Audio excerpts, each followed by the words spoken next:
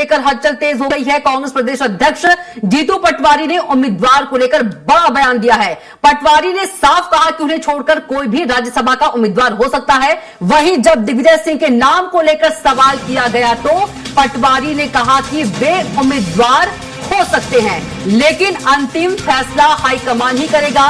पटवारी के इस बयान के बाद अब सियासी अटकलें तेज हो गई हैं कि क्या कांग्रेस एक बार फिर दिग्विजय सिंह पर भरोसा जताएगी या कोई नया चेहरा सामने आएगा।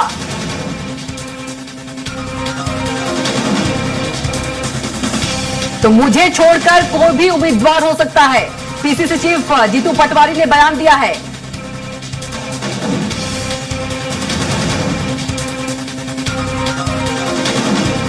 तो राज्यसभा उम्मीदवार को लेकर जीतू पटवारी ने बयान दिया है। जीतू पटवारी ने साफ कहा है कि उन्हें छोड़कर कोई भी राज्यसभा का उम्मीदवार हो सकता है। वहीं जब दिग्विजय सिंह के नाम को लेकर सवाल किया गया तो पटवारी ने कहा कि वे उम्मीदवार हो सकते हैं, लेकिन अंतिम फैसला हाईकमान ही करेगा। मेरा प्रश्न है, मैं पहले भी कह चुका हूं ये बात, कांग्रेस पार्टी का जो अध्यक्ष का पद होता है एक बहुत बड़ी गरिमा का पद होता है, जिम्मेवारी का पद होता है। 24 घंटे जो हम काम करते हैं वो भी कम पड़ते हैं। इस तरह की इसकी जिम्मेवारी इस पद की, तो मेरे अलावा कोई भी हमारा जो साथी होगा 100% राज्यसभा जाएगा। आप लोग जो चिंतित होते हो और आपसे ज्यादा बीजेपी चिंतित होती है, दोनों को होने की आवश्यकता नहीं। दिग्विजय सिंह का नाम भी हो सकता है ना, पार्टी निर्णय लेगी। और जहां तक मेरा प्रश्न है, मैं पहले भी कह चुका हूं ये बात, कांग्रेस पार्टी का जो अध्यक्ष का पद होता है एक बहुत बड़ी गरिमा का पद होता है, जिम्मेवारी का पद होता है। 24 घंटे जो हम काम करते हैं वो भी कम पड़ते हैं। इस तरह की इसकी जिम्मेवारी इस पद की, तो मेरे अलावा कोई भी हमारा जो साथी होगा 100% राज्यसभा जाएगा। आप लोग जो चिंतित होते हो और आपसे ज्यादा बीजेपी चिंतित होती है, दोनों को होने की आवश्यकता नहीं। दिग्विजय सिंह का नाम भी हो सकता है ना, पार्टी निर्णय लेगी। तो दिग्विजय सिंह हो सकते हैं राज्यसभा के उम्मीदवार। तीसरी सीट पर बता दें, असली पावर गेम तय करेगा सियासी संतुलन।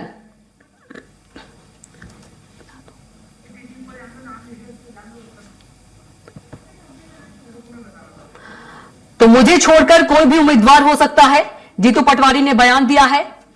तो राज्यसभा उम्मीदवार को लेकर जीतू पटवारी ने बयान दिया है कि मुझे छोड़कर कोई भी उम्मीदवार हो सकता है। और चर्चा के लिए हमारे साथ गेस्ट भी जुड़ गए हैं। बीजेपी प्रवक्ता बृज गोपाल लोया जी हमारे साथ मौजूद हैं फोन लाइन पर, और आनंद जाट जी कांग्रेस प्रवक्ता है। आनंद जी और बृज गोपाल जी, आप दोनों का बहुत स्वागत है चर्चा में।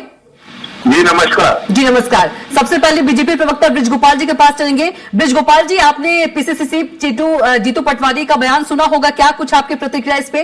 राज्यसभा चुनाव को लेकर उन्होंने कहा है कि मैं नहीं हो सकता, बाकी कोई भी हो सकता है।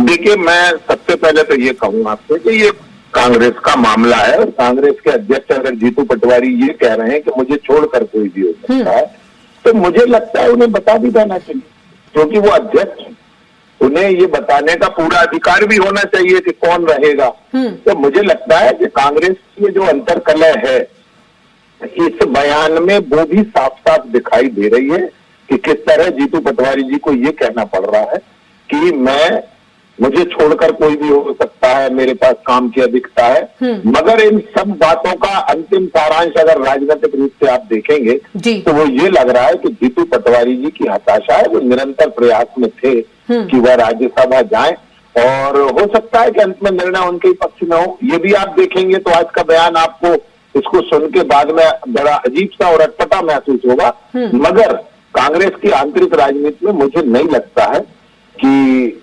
कांग्रेस दिग्विजय सिंह जी को वापस भेजेगी।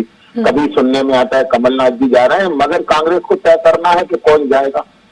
जी आनंद जी, जीतू पटवारी ने जो बयान दिया है उस पर बृज गोपाल लोया जी कह रहे हैं कि उनका जाने का मन है, लेकिन उनको मौका नहीं मिल रहा है। हो सकता है कि अंतिम नाम जीतू पटवारी का ही हो।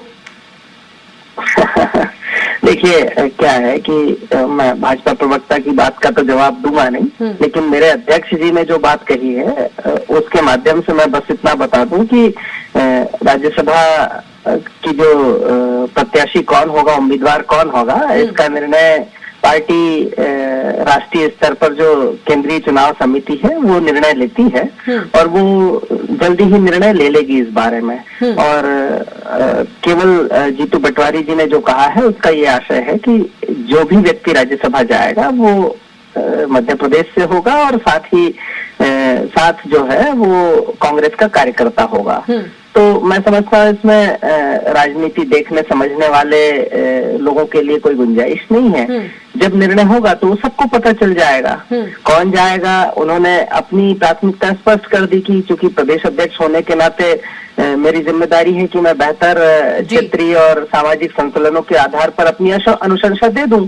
लेकिन नेता प्रतिपक्ष उमंग सिंघार और मध्य प्रदेश के जो पूरा विधायक दल है वो भी इस बारे में तय करेंगे कि ऊपर किसका नाम जाना चाहिए। तो निश्चित तौर पर पार्टी एक समन्वित रणनीति के आधार पर निर्णय लेगी। जमीन से कुछ नाम जाएंगे, कुछ नाम ऊपर से आएंगे। केंद्रीय चुनाव समिति उस पर चर्चा करेगी और राज्यसभा के सदस्य का चयन हो जाएगा। तो इसमें राजनीति देखने की जरूरत नहीं है।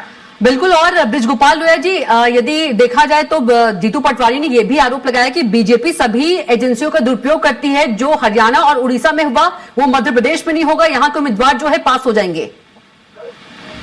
नहीं, क्या दुरुपयोग हुआ? पहले तो अपना कांग्रेस पार्टी अपने स्टेटमेंट को ठीक करे। वो ये बताए कि क्या उनके विधायक डरपोक है, क्या उनका जो नेतृत्व है वो डरपोक है, वो डरता है किसी भी एजेंसी से। उन्होंने ये भी कहा कि हॉर्स ट्रेडिंग करती है बीजेपी। सुनिए तो, वहां पर उड़ीसा में क्या हुआ?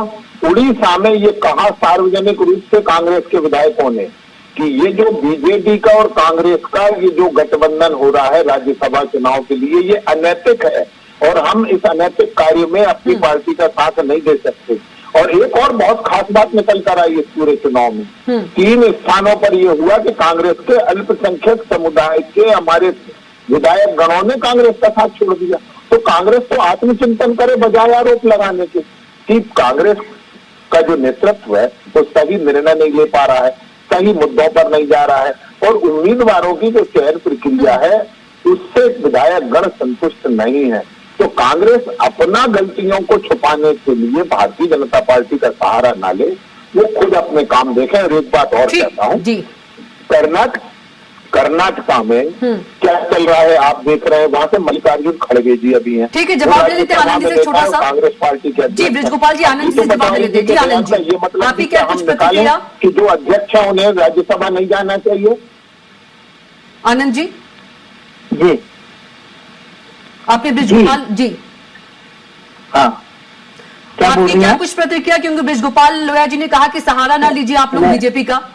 क्या कांग्रेस की जो अंदरूनी प्रक्रिया है उससे ये अनभिज्ञ है, क्योंकि राजनीतिक समझ सबके बूते में नहीं होती है। ये कांग्रेस की मैंने जैसे ही बताया कि चयन प्रक्रिया जो है उसका एक निश्चित फॉर्मेट है और उस निश्चित फॉर्मेट के आधार पर हम अपने प्रत्याशी को राज्यसभा के चुनाव में उतारेंगे। समय आने पर पूरे प्रदेश को, देश को, सबको पता चले। इसमें इधर उधर की बात करने की जरूरत ही नहीं है। एजेंसियों का दुरुपयोग तो हो ही रहा है भाई। आप बिना एजेंसियों के, आपकी हैसियत ही नहीं है कि आप सच बोल लें। हर तरफ जो है वो एजेंसियों के माध्यम से जो है वो तानाशाही पसरी हुई है। बिल्कुल आनंद जी, वक्त की कमी है। आपका भी बहुत धन्यवाद चर्चा में शामिल होने के लिए और आपका भी बहुत धन्यवाद।